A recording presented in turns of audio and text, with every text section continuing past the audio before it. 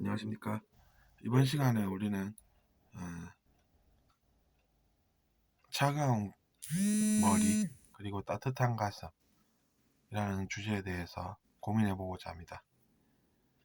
우리가 냉철하다는 단어는 사실은 차가운 가슴과는 거리가 멉니다. 그것은 이제 우리가 정확하고 철저하게 이성으로 제대로 판단을 한다, 이런 의미가 있다고 저는 봅니다. 그래서 이제 차가운 판단이라는 것이 정확한 판단을 의미하는 것이지, 그것이 차가운 가슴을 뜻하는 것은 아니라는 이야기죠. 사전을 찾아보아도 여러분께서 그런 점을 확인하실 수가 있는데, 다소 논란이 되는 것은 최근에 이제 냉철하다라고 하면서 그 사람을 비난하는 그런 경우를 우리가 찾아볼 수 있다는 이야기입니다. 심지어 이제 비판이라는 것도 비난이라는 단어와 섞어 쓰면서 그것이 이제 뭔가 수상한 느낌을 받는다는 것입니다. 그 사람들이 사람들을 그렇게 이야기를 하는데 오히려 그들이 더 수상하게 느껴지는 것은 합리적인 추론입니다.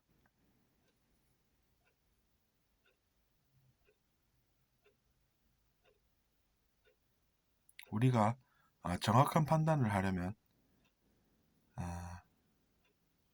정확하게 판단해야 하는 것이지,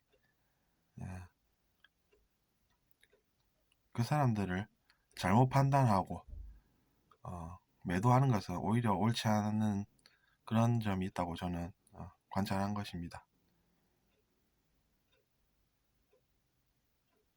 어쨌든 그리고 우리가 따뜻한 가슴이라고 얘기하는 것은 우리의 마음, 우리의 생각이 차가운 이성으로 정확하게 판단은 해야 하는 것이지만, 그렇다고 해서 또 사람들을 차갑게 심판하는 것은 옳지 않다는 이야기입니다.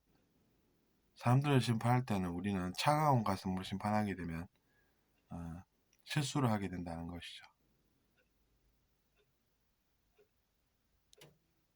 그리고 요새 또 이제 비난이라는 단어와 비판이라는 단어를 섞어 쓰면서 혼란을 주고 있는데, 사전을 찾아보셔도 아시겠지만 비판이라고 하는 것은 개선점을 도출하기 위해서 뭔가가 문제가 있어 보인다라고 하면 그것을 우리가 문제가 있다라고 얘기를 해서 고치려는 의도를 이야기를 합니다.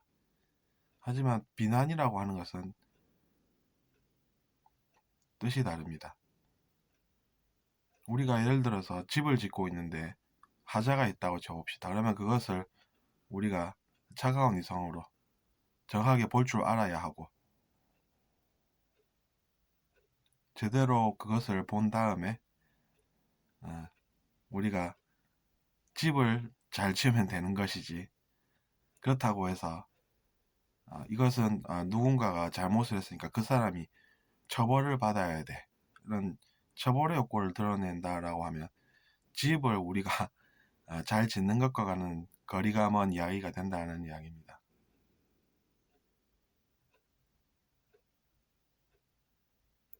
근데 이제 사람들은 비판이라는 것을 비난과 혼동해서 단어를 쓰고 있고, 또 우리가 냉철하다는 단어도 마찬가지로 쓰고 있다는 이야기입니다.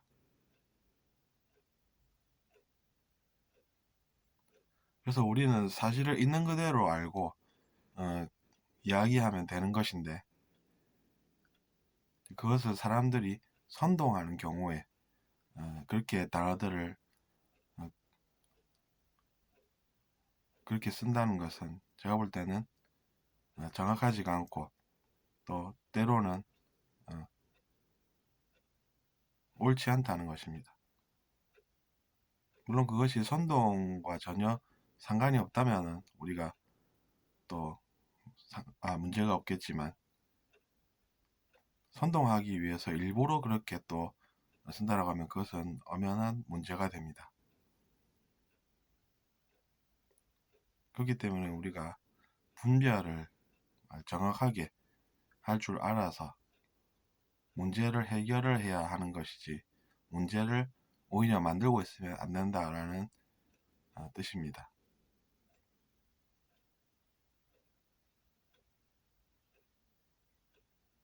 들어주셔서 감사하고 구독 부탁드립니다.